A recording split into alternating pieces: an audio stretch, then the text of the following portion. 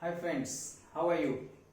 So in the last class we have studied about the introduction of the endocrine system and we have studied in that class that we have three types of gland like exocrine gland, endocrine gland and heterocrine gland.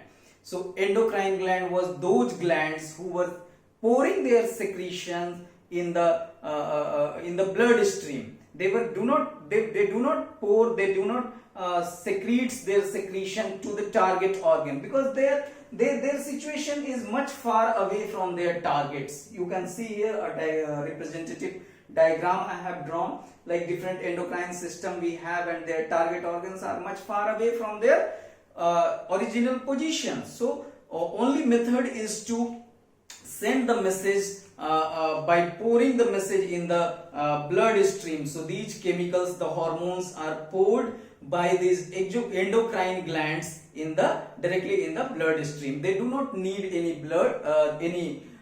duct. That's why they are called as ductless gland also. So up to here we have studied. Now we are going to start about the separate systems like the endocrine system. So what are the different endocrine systems we have? Here's basic organs, basic endocrine organs have been, glands have been drawn. Like pineal gland, its position is in the brain. Pituitary gland, it is also present in the brain. Thyroid gland and parathyroid gland, it is present in the neck region here. The pancreas, it is present in the digestive system. We have already studied in the digestive system. The adrenal gland, it is clear from the name, adrenal, it is above the kidney. It is like a kidney is bearing a cap. So adrenal gland. Testis, the next is the genetic organ, the genetic glands, we can say that gonads actually we are saying. They are testis in male and ovary in female. So I have not drawn the female body here. One thing was left, that is the mammary gland. So here if the female is there, they have the mammary gland. M-A-M-M-A-R-Y, mammary gland. The functional mammary gland is present in the females only, right? We like a human, the male also have the mammary gland, but it is non-functional. It is mammals. That's why we are the mammals. That is other story. So now moving to the first, I'll explain the first endocrine gland, that is the pituitary gland. So how we will explain? Pituitary, pituitary, very simple, pituitary, P-2-E-T-A-R-Y, pituitary gland, pituitary gland. So pituitary gland is very unique, you know. It is regulated by one of the hypothalamus of the brain. The releasing hormones comes and it stimulates the pituitary gland. And pituitary gland also, it is a stimulatory, basically stimulatory in action. So we will come to the different hormones and how they are stimulatory in function. So in detail. So first, where it is, its position. The position of the pituitary gland is position. It is situated in the brain, near the hypothalamus of the brain, So in a round language we will say it is present in the brain, right? So second one, it is very small, right? It is very small. It is almost P shape. The shape is P or very small shape. It is P shaped and very small, right? Third one is, what are the hormones or how many lobes they have? It is divided into two lobes, anterior lobe and posterior lobe. So from anterior lobe, the following hormones are released: anterior lobe and posterior lobe. It is divided into anterior lobe and posterior lobe. So it is important. From the anterior lobe, the following hormones are coming. The first hormone, that is growth hormone, it is also called as GH or STH, somatotropin, STH, somatotropic hormone. So its full form is growth hormone. So the function of the growth hormone is what? It regulates the proper growth of the body. It is responsible for proper growth of body. It regulates the proper growth of the body. Now two conditions is there. If it is either secreting too much or secreting very less. So two conditions are there. So due to hypersecretion, what happens? Hypersecretion, secretion. Again the situation is two, whether it is in the small children or the in adult. So leave this all, it will be so long since I am making for the grade 10 only. So hypersecretion, it leads to gigantism, TISM. The disease will be gigantism. If hypersecretion is there, it's a bad situation for us. What will happen in the gigantism? The big structure will be there, gorilla-like face appearance will be there, and it will be aggressive in nature, and it will like Kali, you know na. So these all might have the more hypersecretion of the this growth hormone. If the secretion is if it is secreting in less amount, hyposecretion, it leads to dwarfism, DWARFISM. The proper development of the body will not take place. We will be dwarf, our height will be small, the finger size, leg size, these all sizes will be very small. So the first hormone, that is the growth hormone, it is responsible for proper growth of the body. And there one question we are asking, like in tadpole, it is also responsible for metamorphosis. Like tadpole larva have to develop into the adult, so this hormone is required. If the secretion will be much more, the larva will be gigant, the organism will be so big. If the secretion is low, so the dwarfism will be there. This is in the child. But in adults, if there is a hyposecretion, acromegalia will be there, and hypersecretion, acromegaly will be there. So almost the says that in the later on stage, the mental retardance and other things happen. But the two basic thing we will remember here, because of the hypersecretion of growth hormone, gigantism occurs, there it's a disease, and because of the hyposecretion, the dwarfism occurs. So this is the first hormone. 6 hormones coming from the anterior lobe of the pituitary. So this is the first hormone. Second hormone, so I am erasing from the beginning. So first hormone we have discussed, that is the growth hormone. I am writing in shortcut here. The first hormones are growth hormone. Second one is the that thyroid stimulating hormone, TSH. It is clear from the name. It is secretory. It is stimulatory in nature. So thyroid stimulating hormone. It will stimulate the thyroid gland. This now you see. Now it will be, the picture will be clear. The pituitary gland is in the brain. The target organ, which is the thyroid, it is situated here in the neck region. So it will be difficult. It will be difficult if it will secrete it through the duct.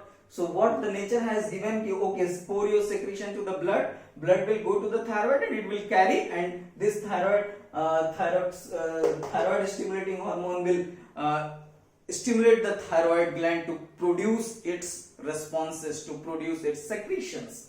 So thyroid stimulating hormone, its function is what? It stimulates the thyroid gland. Stimulates thyroid gland.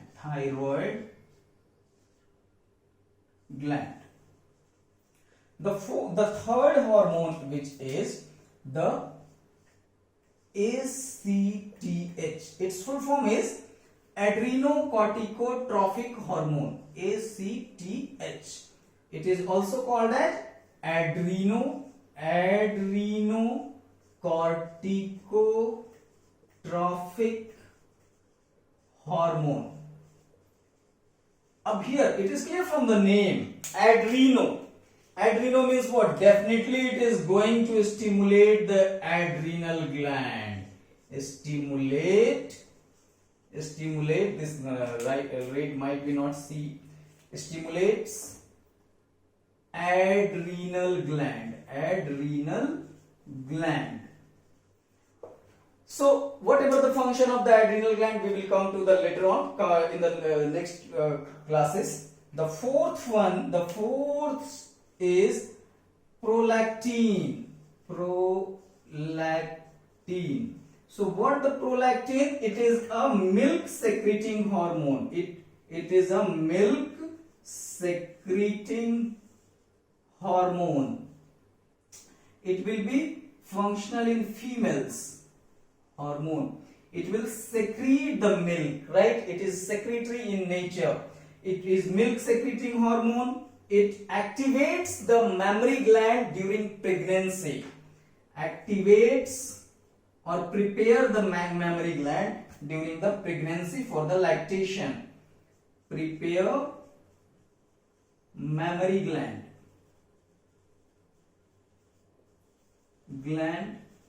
to synthesize milk. What? Milk during pregnancy. So as the lady will be pregnant, these prolactin will make the breast, it will be tenderness will be there, the size will increase, so that the glands is being ready to produce the milk. So prolactin, one of the important. The fourth one here I'll add, the fourth one, that is the prolactin. The fifth one is follicle stimulating hormone, and sixth one is luteinizing hormone. This FSH and LH are collectively, they are stimulating the testis and the ovary for their various secretions. So I'm not going in much more detail. We will come later on. So how many hormones come from the anterior lobe of pituitary? 6 hormones. Now you can see, it is the gland, the hormone which comes from the pituitary gland, they are stimulating the other glands to work. So it acts as a master gland. It acts as a master gland. It is also called as band master of endocrine orchestra. You might have observed in the various band groups, one band master is there and he is giving the command, okay, increase the note of the guitar, decrease the note of the tabla, and so and so. So this also, these all hormone, like thyroid stimulating hormone is stimulating the thyroid, adrenocorticotropic hormone is stimulating the regulating the function of the adrenal gland, prolactin is regulating the function of the mammary gland. So follicle stimulating hormone and luteinizing hormone, they are governing or regulating the function of the gonads, the testis in male and ovary in female. So simply you can say that it is a master of endocrine orchestra, it is a band master of endocrine orchestra, or it is also called as master gland. The pituitary gland is also known as master gland, master endocrine gland. But here one thing I wanted to clear, master gland. This is an old concept. This pituitary is known as master gland. Nowadays we are considering hypothalamus of the brain as a master gland, because this pituitary is also controlled by the hypothalamus of the brain, and hypothalamus of the brain is also secreting so many different releasing hormones which regulates the other endocrine glands directly or indirectly. So nowadays, according to the new concept, hypothalamus of the brain is the master gland, but according to the old concept, the pituitary gland is the master endocrine gland. If you have multiple choice question and there is a option of both, that is pituitary and hypothalamus, then hypothalamus will be the correct answer, and if pituitary is there, then no confusion is there. So this we have studied about the anterior lobe of the pituitary. So from the anterior lobe of the pituitary, the 6 hormone came. Now from the posterior lobe of the pituitary, the 2 hormones comes. One is the oxytocin, and second one is the vasopressin or antidiuretic hormone. So these all hormones came from anterior lobe. This came from anterior lobe. Now the hormones coming from the posterior lobe of the pituitary. Posterior lobe of pituitary. T-A-R-Y, pituitary gland. So here 2 hormones are coming. The first is oxytocin. O-X-Y-T-O, oxytocin, S-I-N. Oxytocin, right? This oxytocin is responsible for the, you can say that it is also called as birth hormone, right? It is also known as birth hormone. This oxytocin, its main function is vasodilation. Dilation in the stimulates the contraction and relaxation in the uterine walls. So it is also known as birth hormone. So this is also called as birth hormone. Milk ejection hormone. Please take care here. Let me write. Milk ejection, E-J-E-C-T-I-O-N, milk ejection hormone. It is responsible for ejection from the mammary gland, right? This is the mammary gland. This is the mammary gland. Here the various pouches are there from where the milk is going to secrete. But who will make it come out from the body? This oxytocin. The prolactin is responsible for secreting. They will produce the milk. But from the breast or mammary gland, it will come outside the body with the help of oxytocin, right? So it is also called as milk ejection hormone. It is called as birth hormone. Why? Because it is causing the contraction in the uterine walls. Causes contraction in uterine wall. That's why it is called as birth hormone. So it is squeezing like situation is there. The baby is inside the womb and it will squeeze so the baby will come out. So there will be a contraction and relaxation movement. It is caused by the oxytocin, and it is also responsible for vasodilation. L-A-T-I-O-N. So vasodilation means what? The vessels, the blood vessels will dilate. Dilate means what? The increase in the diameter. So what happens? It decreases the blood pressure. Better to write full form. D-E-C-R-E-A-S-E-S. Decreases the blood pressure. So as the blood vessel will dilate, the blood will flow with lower pressure. So this is one hormone. The second hormone which is coming from the posterior lobe of pituitary, that is called as ADH. ADH stands for antidiuretic hormone. So here I am writing only, so that I'll write again.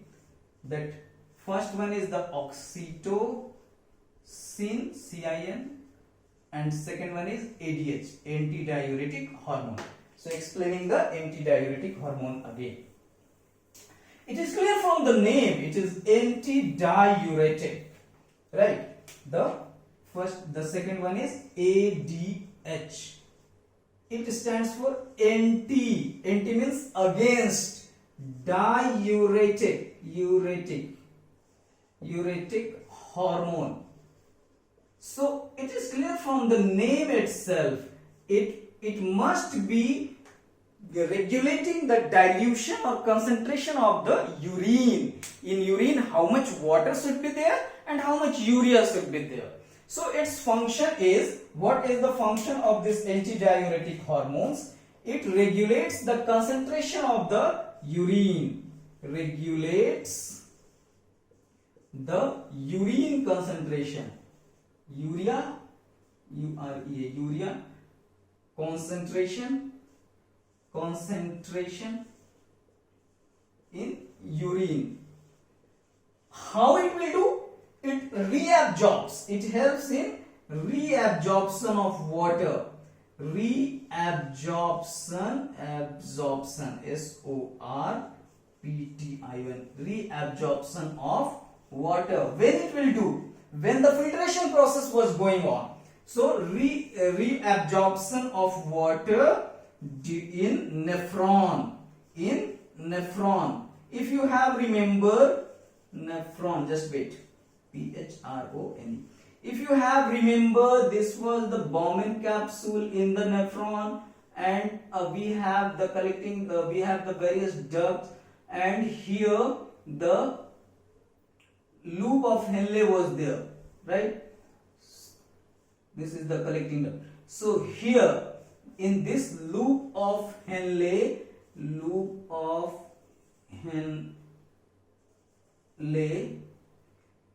this ADH will be in the high concentration. If ADH will be in high concentration, the reabsorption of water will be there, so the urine will be concentrated, and if the ADH in less concentration, we will lose more amount of the water. So disorder related to ADH. So due to hypersecretion, so ADH, here again I erased a bit, I'll write antidiuretic hormone reabsorbs water, reabsorbs of PTI, reabsorption of water. Hypersecretion. The first disorder, the sad part, hyposecretion, SECRETION, secretion, hyposecretion. As a result of hyposecretion, what will happen? The urea will be diluted. Urine will be diluted. Urine will be diluted. So we will have the polyuria condition. Means frequent urination will be there. Polyuria, or we have to go for the urination frequently. Frequent urination. And this leads to a disease that is called as diabetes insipidus. Diabetes, DIABETES, diabetes insipidus. It will responsible for the frequent urination. The reabsorption of water will be less. Diabetes insipidus. INSIPIDUS, insipidus. This is about the hyposecretion. If hypersecretion will be there, then more water will be absorbed. So secretion, RETIN. This leads to urea will be more concentrated. Urine will be more concentrated. What is the meaning of more concentrated? The urine will have less amount of water and more urea will be there. So you will say, what is the problem? The problem will be what? The burning sensation in the urinary organ will be there. The toxic material will excreted out less in concentration, because water is required to keep it out, keep the toxic material out. So we need this ADH in the balanced amount, not more, not less. If it will secrete more absorption of the water will be there, reabsorption of the water will be there. So along with the water, there is a possibility of reabsorption of some toxic material also. If it will be in the less concentration, whatever water we will drink, it will just go out from the body. So there will be we will face the scarcity of the water, and the condition is called diabetes insipidus. There are two types of diabetes. One is diabetes mellitus, which is related with the pancreas, which is related with the glucose metabolism. So just now we are recapping it, otherwise the video will be so long. So we have the 6 hormones from the anterior lobe: growth hormone, thyroid stimulating hormone, adrenocorticotrophic hormone, prolactin, follicle stimulating hormone, and luteinizing hormone. From the posterior lobe, we have the 2 hormones. How many? 2. The first one is the oxytocin, the second one is the ADH, that is the antidiuretic hormone. So oxytocin is called as birth hormone, this is important. Oxytocin is called as milk ejecting hormone, this is also important. Generally we get confused between prolactin and oxytocin. No need to confuse. Prolactin is responsible for the secretion of milk, but the oxytocin is responsible to eject the milk. One thing I forget to say, you might have noticed in the village or the certain cattle, that farmers, those who are domesticating the cattle, they are injecting an injection to the cattle just before the taking out the milk, means ejecting the milk. And generally this practice they are doing to worm whose calf has been dead. So before, you will notice in the villages, or before ejecting the milk, the calf used to go and suck the milk from their mother. So it's related to emotions. Now the mother is ready, and they are that hormone will come, that that oxytocin will come. This oxytocin will come in the mammary gland, and from the mammary gland the milk will come to the teats, and it will suck by the child, the calf. The same is happening with the human being also. So this this oxytocin we are using as a milk ejecting hormones. Certain disadvantages are also there, like nowadays farmers are misusing it. They are simply injecting this hormone into the plants, so the fruit size become bigger, but it has a lot of problems. So you should make awareness to the farmers, because lot of difficulties. These are the hormones. They need their very small quantities required, and at a proper time it is also required. And if we will change the sequence, it will be difficult. So thanks to watching my video. Please subscribe my channel Manish for Life Sciences, and please like and comment also. If you like my teaching pattern, my explanation pattern, please like and share. And if you don't like, just give this type of sign, no problem, but give the suggestion what improvement you want. Thank you. Thanks for watching.